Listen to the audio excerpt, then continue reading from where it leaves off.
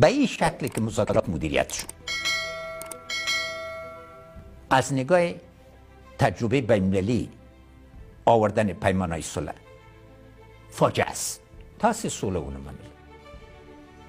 خارجیانو سره هم تړون وکړه، یو کال یو بریدم په خارجیانو باندې ونه کړه، افغانان هم ووځه. خلیلزاد با طرحهای خود و وعده‌های خود همه را تقسیم کرده بود قشر سیاسی افغانستان. آیا په واقعي توګه دا ځوانان چې د جنګ سالارانو اولاد وو دوی د افغانستان استازیتوب کولی شو یا د لویې جرګې وخوړل؟ یو برخه د سیاسي قشر د افغانستان معامله وکړله، یو ولایت نه پس بل ولایت. دکتر عبدالله مسئول عدم تحکیم جمهوریت است. نقطه کلیدی ای بود که آیا جمهوریت به جبر تسلیم میدی؟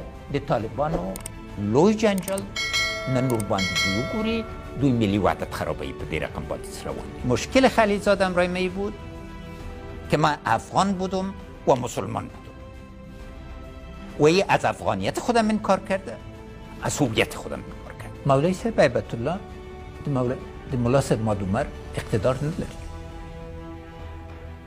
دوی وحدت په حقیقت که موجود نده. نظر شما را دقیق میخوایم بگوین، شما از مبارزه مسلحانه علیه طالبا از این استقبال میکنین، دفاع میکنین یا خیر؟